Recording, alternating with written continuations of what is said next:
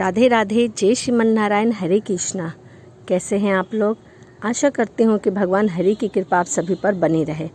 आज हम सुनेंगे कार्तिक मास में सुनी जाने वाली 4 कथाएं। तो चलिए शुरू करते हैं। सबसे पहले हम सुनेंगे ब्राह्मण ब्राह्मणी की कथा। उसके बाद हम सुनेंगे बुढ़िया माई की कथा। उसके बाद पीपल पथवारी सींचने की कथा। उसके बाद तपसी और लपसी की कथा। तो चलिए शुरू करते हैं ब्राह्मण और ब्राह्मणी की कथा। कार्तिक माह में कार्तिक का महीना चल रहा था। एक ब्राह्मण और ब्राह्मणी थे। वो 7 कोस दूर गंगा स्नान करने जाया करते थे। रोज इतनी दूर आने जाने से ब्राह्मणी जो थी वो थक जाया करती थी। एक दिन ब्राह्मणी ने ब्राह्मण से कहा कि यदि हमारा कोई बेटा होता तो हम घर वापस जाते, जब तक वह खाना बना के और घर के सभी कार्य को करके रखती। ब्राह्मण कहता है कि तूने भली बात चलाई, चल मैं तेरे लिए एक बहू ला दूंगा। ब्राह्मणी बोली कि क्यों मजाक करते हो, हमारा तो कोई बेटा ही नहीं है। ब्राह्मण फिर बोला, एक पोटली में थोड़ा सा आटा बांध ले, उसमें थोड़ी सी मोहर डाल दे और उस पोटली को बांध कर मुझे दे दे। ब्राह्मणी ने ऐसा ही किया और ब्राह्मण पोटली लेकर वहाँ से चल दिया। चलते चलते कुछ दूर एक गांव में जमुना के किनारे बहुत सारी लड़कियां खेल रही थी, घर बनाकर खेल रही थी। उसमें से एक लड़की बोलती है कि मैं तो अपना घर नहीं बिगाड़ूंगी, तो रहने के लिए मुझे घर चाहिए। उसकी बात सुनकर ब्राह्मण उसी लड़की उसके मन में छा गई और मन ही मन सोचने लगा कि यह मेरे घर की बहू बनने लायक लड़की ठीक है। जब वह लड़की जाने लगी तो ब्राह्मण भी उसके पीछे पीछे चला गया। जब वह लड़की अपने घर पहुंची तब बूढ़ा ब्राह्मण बोला, बेटी, कार्तिक का महीना चल रहा है, मैं किसी के यहाँ भोजन नहीं करता हूँ। तुम अपनी माँ से पूछो कि मैं आटा लाया हूँ, उसको छानकर 4 रोटी बना देगी क्या? यदि वह मेरा आटा छानकर रोटी बना देगी तभी मैं खाऊंगा। लड़की ने कहा, ठीक है ब्राह्मण, आप बैठिए, मैं पूछ कर आती हूँ। लड़की अपनी माँ को गई और सारी बात बता देती है। माँ कहती है कि हाँ बेटी, बाबा से कह दो कि 4 रोटी मैं बना दूंगी, वो यहीं खा लेंगे। लेकिन लड़की कहती है, नहीं माँ, बाबा ने कहा है कि मेरा आटा छान कर ही बनाएंगे तभी मैं खाऊंगा। तब उसकी माँ कहती है कि ठीक है, जा बाबा से कह देना कि अपना आटा दे दे। उसने आटा छाना तो उसमें बहुत सारी मोहरें निकली। वह सोचने लगी कि इनके आटे में इतनी मोहरें हैं तो इनके घर में कितनी मोहरें होंगी। ब्राह्मण रोटी खाने बैठा तो लड़की की माँ बोली, बाबा, आपकी कोई लड़का है क्या या नहीं? यदि है तो लड़के की सगाई करने जा रहे हो क्या? बाबा बोले कि मेरा तो कोई एक लड़का है जो काशी बनारस पढ़ने गया हुआ है, लेकिन अगर तुम कहो तो मैं खाट कटोरे से तेरी लड़की का विवाह करा दूंगा। लड़की की माँ बोली कि ठीक है बाबा। वह ब्याह कर उस लड़की को अपने घर ले आया और आकर बोला, रामू की माँ, दरवाज़ा खोलकर देख, तेरे लिए बहू लेकर आया हूँ, आकर बहू का स्वागत सत्कार कर। ब्राह्मणी बोली, दुनिया तो ताना मारती ही थी, अब आप भी मारने लग गए। हमारा तो कोई भी बेटा नहीं है तो बहू कहाँ से लाए? हमारे तो 7 जन्म तक कोई बेटा बेटी नहीं है। ब्राह्मण बोला, ना तू दरवाज़ा तो खोल। ब्राह्मणी दरवाज़ा खोला तो सामने बहू देखी। तब वह आदर सत्कार से बहू को घर के अंदर लेके गई। अब जब ब्राह्मण ब्राह्मणी नहाने जाया करते, बहू घर का सारा काम करके रखा करती थी, खाना बनाती, सास ससुर के कपड़े धोती, रात के उनके पैर दबाती। इस तरह काफ़ी समय बीतता चला गया। सास बहू को सीख देती कि बहू, चूल्हे की आग कभी न बुझने देना, मटके का पानी कभी न ख़त्म होने देना। एक दिन चूल्हे की आग बुझ गई। बहू भागी भागी पड़ोसन के घर गई और बोली, मुझे थोड़ी सी आग दे दो, मेरे चूल्हे की आग बुझ गई है। मेरे सास ससुर सुबह 4 बजे से बाहर गए हुए हैं और वह थके हारे वापस आते ही होंगे, मुझे उनके लिए भोजन बनाना है। पड़ोसी कहती है कि अरे तू तो बावली हो गई है, तुझे ये दोनों मिलकर पागल बना रहे हैं। इनका कोई भी बेटा नहीं है और ना ही कोई बेटी है, फिर तू कैसी बहू? बहू बोली, ना आप ऐसा मत बोलिए, क्योंकि इनका बेटा काशी बनारस पढ़ने गया हुआ है। पड़ोसन फिर बोली, अरे तुझे यह सब मूर्ख बना रहे हैं, तुझसे झूठ बोल रहे हैं, इनका कोई भी बेटा नहीं है। अब बहू पड़ोसन की बातों में आ गई और कहने लगी कि आप ही बताओ कि मैं क्या करूं? मुझे नहीं पता था कि इनका कोई बेटा नहीं है। इन्होंने तो खाट कटोरे के साथ मेरी शादी करवा कर ले आए और हमसे कहा कि हमारा बेटा काशी बनारस पढ़ने गया हुआ है। तब पड़ोसन कहने लगी कि करना क्या है, जब तेरे सास ससुर आवे तो जली फूकी रोटी बना देना, दाल में चीनी और सब्जी में ज़्यादा नमक और खीर में करछी डाल देना। बहू पड़ोसन की सारी बातें सीख गई और अपने घर आ गई। जैसा पड़ोसन ने बताया वैसा ही उसने किया। जब सास ससुर घर आए तब भूखों का कोई आदर सत्कार बहू ने नहीं किया और ना ही उनके कपड़े धोए, ना पैर दबाया। जब सास ससुर को खाना दिया तो सास बोली, बहू ये जली फूकी रोटी आज क्यों बनाई है, दाल तो अनूनी है। बहू पलटकर जवाब देती है, आज यही खाना है तो खाओ, वरना मत खाओ सासू जी। अगर एक दिन ऐसा खाना खा लोगी तो तुम्हारा कुछ नहीं बिगड़ जाएगा। मुझे तो जीवन भर ही अनूठी रहना है।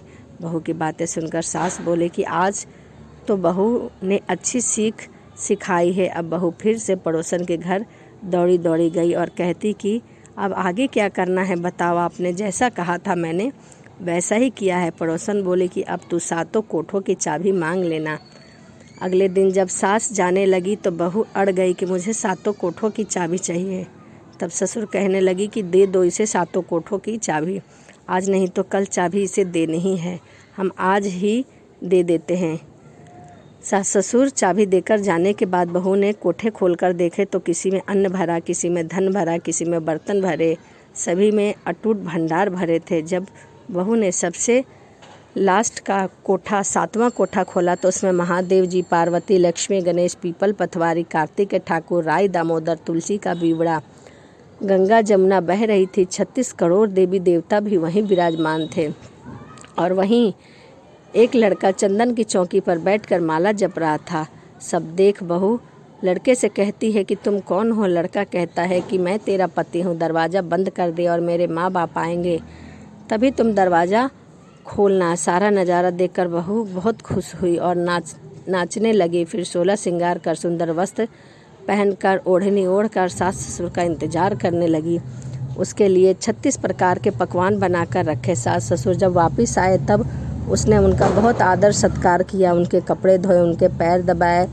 बहू सास के पैर दबाने लगी और बोला, माँ जी आप इतनी दूर 12 कोस यात्रा करके गंगा यमुना स्नान करने क्यों जाती हैं, आप थक जाती होंगी, आप घर में ही गंगा यमुना स्नान क्यों नहीं कर लेती।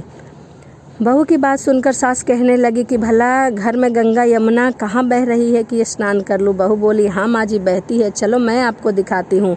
उसने 7वां कोठा खोलकर दिखाया तो उसमें गणेश, लक्ष्मी, महादेव, पार्वती, पीपल पथवारी, माता लहरा रही थी, तुलसा जी लहरा रही थी, कार्तिक के ठाकुर, राय दामोदर, गंगा जमुना बह रही थी। 36 करोड़ देवी देवता वहीं बैठे थे। लड़का वही माला जप रहा था। माँ ने कहा कि तू कौन है। लड़का बोला, माँ मैं तेरा बेटा हूँ। बुढ़िया फिर बोली, तू कहाँ से आया है। लड़के ने कहा कि मुझे कार्तिक देवता ने भेजा है। बुढ़िया कहती है कि बेटा ये दुनिया कैसे जानेगी कि तू मेरा बेटा है, मेरा घर का धनी क्या जानेगा, देवरानी जेठानी क्या जानेगी, मेरा अगल बगल पड़ोस कैसे जानेगा कि तू ही मेरा बेटा है। बुढ़िया ने विद्वान पंडितों से सलाह ली। इस पर बहू बेटा साथ खड़े हो जाएं और उस पार बुढ़िया खड़ी हो जाए। बुढ़िया के चमड़ा की अंगिया ब्लाउज पहना कर छाती से दूध की धार निकले तो बेटे की दाढ़ी मूछ भीग जाए। पवन पानी में गठजोड़ा बंधे तब जाने कि यह बेटा बुढ़िया का ही है। उसने ऐसा ही किया। चाम की अंगिया फट गई, छाती से दूध की धार निकली, बेटे की दाढ़ी और मूछ भीग गई।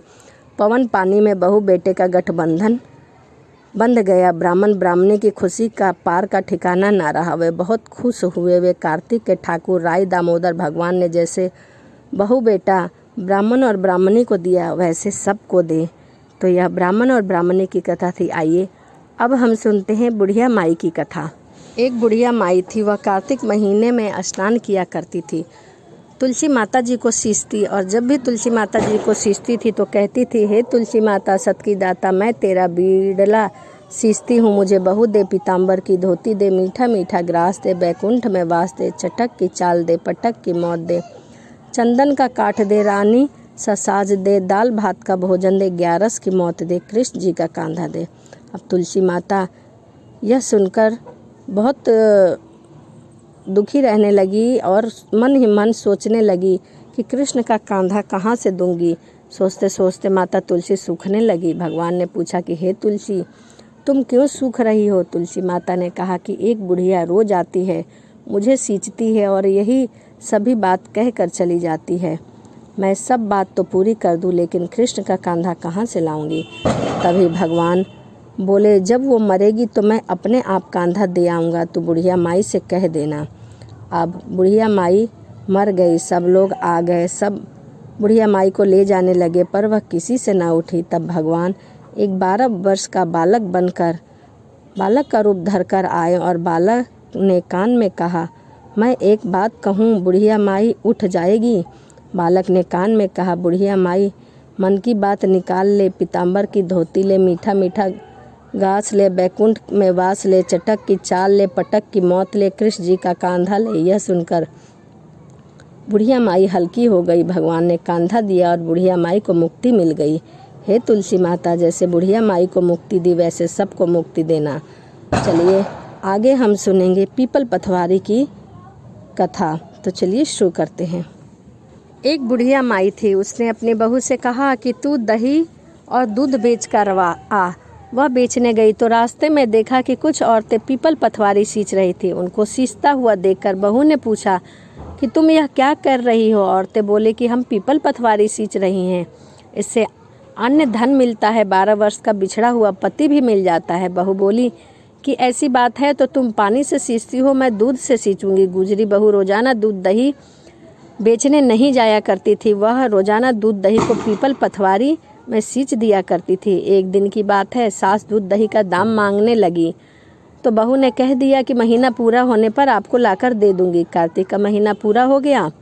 पूर्णिमा के दिन बहू पीपल पथवारी के पास जाकर बैठ गई और पथवारी ने पूछा कि तुम मेरे पास क्यों बैठी हो? बहू बोली कि सास दूध दही का दाम मांगेंगी। पीपल पथवारी बोली कि मेरे पास तो दाम नहीं रखा है, लेकिन ये भरा टिंडा पान पथूरा रखा हुआ है, इसको ले जा। बहू ने वही ले जाकर कोठरी में रख दी और डर के मारे कपड़ा ओढ़कर सो गई।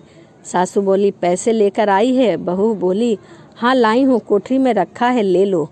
सासू ने कोठरी खोला तो देखा कि कोठरी हीरे मोतियों से जगमगा रहे हैं। सासू बोली, बहू इतना सारा धन कहाँ से लाई? बहू ने आकर देखा तो सच्ची में ही कोठरी धन से भरा हुआ था। बहू ने सास को सारी बात बता दी। सास ने कहा कि अब की कार्तिक के महीने में मैं भी पीपल पथवारी सींचने जाऊंगी। कार्तिक का महीना आया। सास दूध दही लेकर जाती पीपल पथवारी सींचने, परंतु दूध दही बेचकर हांडी धोकर पीपल पथवारी सींचकर आ जाती और आकर बहू से कहती कि तू मेरे से दाम मांग। सासू जी बोली कि तू मेरे से दाम मांग। अगर सासू कहती कि मांग, बहू बोली सासू जी पैसे ले आओ, तो सास बोली पीपल पथवारी के पास जाकर बैठ गई। पीपल पथवारी ने सास को पान पथूरा भरा टिंडा दे दिया।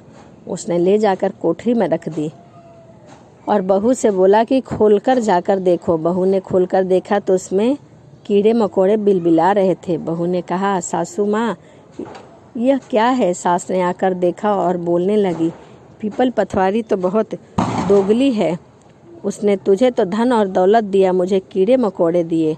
तभी बहू ने कहा कि माँ जी, मैं तो सत्य की भूखी थी, मैंने दूध और दही से सींचा, परंतु आपने तो दूध दही के पानी से सींचा, तुम धन की भूखी थी। इसी प्रकार हे पथवारी माता, जैसा बहू को दिया वैसा सबको देना, जैसा सास को दिया वैसे किसी को भी ना देना। तो यह पीपल पथवारी की कथा थी, कहानी थी, जो कि कार्तिक के महीने में सुनना बहुत ही शुभ माना गया है। आइए अब हम सुनते हैं तपसी और लपसी की कहानी। एक तपसी था, एक लपसी था। वह दोनों भाई थे। तपसी हमेशा भगवान की तपस्या में लीन रहा करता था, परंतु लपसी रोजाना 1.25 सेर की लपसी बनाकर भगवान को भोग लगाकर स्वयं खा लिया करता था। एक दिन की बात है, दोनों आपस में लड़ रहे थे। तपसी बोला कि मैं रोज़ भगवान की तपस्या करता हूँ, इसीलिए मैं बड़ा हूँ। लपसी बोला कि मैं रोज़ भगवान को भोग लगाकर भोजन करता हूँ, इसीलिए मैं बड़ा हूँ। वहीं पास से नारद जी गुजर रहे थे। दोनों को लड़ता हुआ देखकर उनसे पूछा कि तुम क्यों लड़ रहे हो? तपसी ने खुद को बड़ा बताने का कारण बताया, लपसी ने खुद को बड़ा बताने का कारण बताया। नारद जी बोले कि तुम्हारा फैसला मैं खुद ही कर दूंगा। दूसरे दिन लपसी और तपसी नहाकर अपनी रोज की भक्ति करने आए तो नारद जी ने छुपकर 1.25 करोड़ की एक एक अंगूठी दोनों के आगे रख दी। तपसी की नज़र जब अंगूठी पर पड़ी तो उसने चुपचाप अंगूठी उठाकर अपने पैर के नीचे दबा लिया। लपसी की नज़र अंगूठी पर पड़ी, लेकिन वह ध्यान नहीं दिया। वह भगवान को 1.25 सेर भोजन बनाकर भोग लगाने लगा। नारद जी सामने आए तो दोनों ने पूछा कि अब आप बताओ कि हम दोनों में से बड़ा कौन है। तपसी नारद जी ने तभी तपसी को खड़ा होने को कहा। वो खड़ा हुआ तो उसके नीचे दबी अंगूठी दिखाई पड़ी। नारद जी ने तपसी से कहा, तपस्या करने के बाद कोई बड़ा नहीं होता और तुम्हारी चोरी करने की आदत नहीं गई, इसीलिए लपसी बड़ा है और तुम्हें तुम्हारी तपस्या का कोई भी फल प्राप्त नहीं होगा। तपसी बहुत शर्मिंदा हुआ और नारद जी से माफ़ी मांगने लगा। उसने नारद जी से पूछा, मुझे मेरी तपस्या का फल कैसे मिलेगा।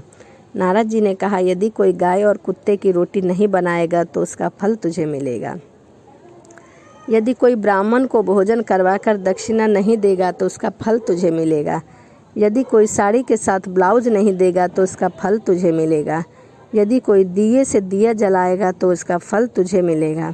यदि कोई सारी कहानी सुने लेकिन तुम्हारी कहानी नहीं सुनेगा तो उसका फल तुझे मिलेगा।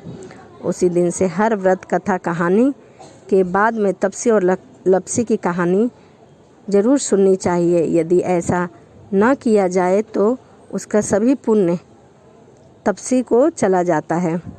तो यह तपसी और लपसी की कहानी थी और इस वीडियो में मैंने आपको कार्तिक मास की 4 कहानियाँ बताई हैं जो कि सुनने से मोक्ष की प्राप्ति होती है। तो चलिए कहानी को सुनिए और कमेंट के माध्यम से बताइए कि कहानी आपको कैसी लगी। तो चलिए इसी के साथ वीडियो को समाप्त करते हैं और मिलते हैं अगली वीडियो में। राधे राधे, जय श्रीमान नारायण, हरे कृष्णा।